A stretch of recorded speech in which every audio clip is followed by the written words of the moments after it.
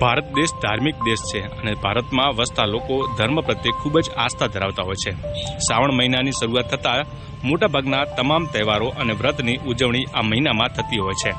અષાઢ સુદ અમાવસ એટલે દિવાસો. આ દિવસથી દશામાના વ્રતની શરૂઆત થાય છે. દિવાસાના દિવસે મોટાભાગે મહિલાઓ દશામાની મૂર્તિ પોતાના ઘરે લાવી 10 દિવસ દશામાના વ્રતની ધામધૂમપૂર્વક ઉજવણી કરે છે. અત્યારે બનાસકાંઠાના બજારોમાં દશામાની અવનવી ડિઝાઇનવાળી મૂર્તિઓ આવી ગઈ છે. આ તમામ મૂર્તિઓના શું ભાવ છે અને મહિલાઓ કેમ દશામાના વ્રતની ઉજવણી કરતા હોય છે તે જાણીએ. મારું નામ વિજયભાઈ જયંતિભાઈ વાઘેલા. દશામા મંદિર ટ્રસ્ટના અંદર આપણે સેવા આપીએ છીએ. મુંબઈની અંદર મોમાઈ તરીકે ઓળખાતી અને મોરાગઢમાં મોમાઈના નામથી પ્રખ્યાત અને ઉત્તર ગુજરાત, બનાસકાંઠા અને રાજસ્થાનમાં દશામાના નામથી પ્રખ્યાત એવી માં દેવી માં દશામાની વાત કરીએ આપણે તો માં દશામાના વ્રત એ ખાસ બહેનો કરતી હોય છે અને એ અષાઢ મહિના અમાવસના દિવસથી જ માતાજીના વ્રતની શરૂઆત કરતા હોય છે. બહેનો પોતાના ઘર પરિવાર પતિ બાળકોની સુખ શાંતિ માટે દશામાના વ્રત કરતા હોય છે અને સવારમાં માતાજીની માટીની સાંડણી પાટ ઉપર ધરાઈ અને બહેનો વાતે ગાતે માતાજીની પૂજા અર્ચના કરી એ સ્થાપન કર્યા પછી માતાજીના 10 દિવસ માતાજી ધૂમધામથી 10 દિવસ ઉજવણી કરતા હોય છે અને છેલ્લા દિવસે સાંજે માતાજીનો થાળ ધરાય, જેમ કે જેવી લોકોની ભક્તિ એવો થાળ ધરાઈ માતાજીની પ્રાર્થના અર્ચના કરતા હોય છેલ્લા દિવસે અને રાત જાગરણ કરતા હોય છે.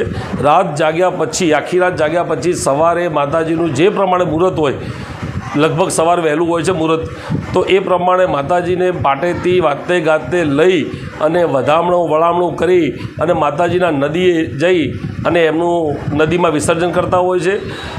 એ જ રીતે માતાજીના આ દશામાના ડીસા રેલવે સ્ટેશન દશામાના મંદિરની વાત કરીએ તો ઉત્તર ગુજરાતની અંદર માં દશામાનું મંદિર એ પહેલું મંદિર છે.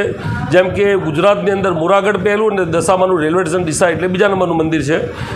એ જ રીતે અહીંયા આગળ ખૂબ જ મોટી સંખ્યામાં ભાઈ ભક્તો ઉમટી પડે છે દશામાના શ્રાવણ મહિનાના વ્રતમાં અને અહીંયા આગળ બહેનો ભાવપૂર્વક ભક્તિપૂર્વક ખૂબ જ મોટી સંખ્યામાં અહીં આ મેળો બહેનો તરીકે જ ઓળખાતો હોય છે કે બહેનોનો જ મેળો છે અને અહીંયા આગળ દૂર દૂરથી જેમ કે રાજસ્થાન, યુપી, બિહાર અને ઉત્તર ગુજરાતનું પૂરેપૂરી પબ્લિક અહીંયા આગળ દર્શન માટે આવે છે. તો આ જ રીતે માતાજીના બહેનો વ્રત કરતા હોય છે ઘરના સુખ શાંતિ સમૃદ્ધિ માટે અને અમે પણ અહીંથી બહેનોને બે હાથ જોડી વિનંતી કરતા હોય છે કે બને ત્યાર સુધી માટીનો મૂર્તિનો ઉપયોગ કરીએ તો જેથી કરીને પ્રદૂષણને કંઈ તકલીફ ના થાય અને માતાજીની પીઓપીની મૂર્તિ જે આખું વર્ષ રખડતી હોય છે એ રખડે નહીં અને તમારા ઘરમાં કોઈ કષ્ટ ન પડે. માતાજી સૌની મનોકામના પૂર્ણ કરે.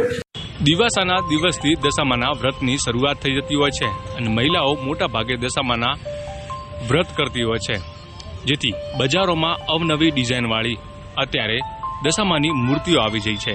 આ તમામ મૂર્તિઓના શું ભાવ છે અને બજારમાં કેવો માહોલ છે તે જાણીએ. મારું નામ લક્ષ્મણભાઈ છે. હું દેવી પૂજક છું અને હરેક વર્ષે દશામાની મૂર્તિનો તહેવાર આવે છે. એ તહેવારના અંદર હું હરેક પ્રકારની મૂર્તિ હું લાવું છું. બરાબર છે. આ સાલે મૂર્તિનો બરાબર આ સાલે 50થી મોડીને 1200 રૂપિયાનો ભાવ આ મૂર્તિમાં છે. નાના મોટી નાની સૌથી નાની મૂર્તિ 50 રૂપિયાની છે, એનાથી 125 રૂપિયાની છે, એનાથી 200 રૂપિયાની મૂર્તિ છે, પછી 251 વાળી મૂર્તિ છે અને સૌથી મોટામાં મોટી મૂર્તિ હશે 1200 રૂપિયાની મૂર્તિ છે. દશામાના તહેવારો આવે છે કાચી માટીની મૂર્તિ હું વેચું છું. બરાબર છે. હરેક પ્રકારની મૂર્તિઓ વેચાય છે. દર વર્ષે લગભગ 30 રૂપિયાનો ભાવ હતો અને આ વર્ષે થોડો હોલસેલમાં ભાવ ઊંચા થોડા બોલે છે. 10 રૂપિયાનો ફરક પડે છે. ગઈ સાલના કરીને આ સાલના 10 રૂપિયાનો ફરક પડે છે.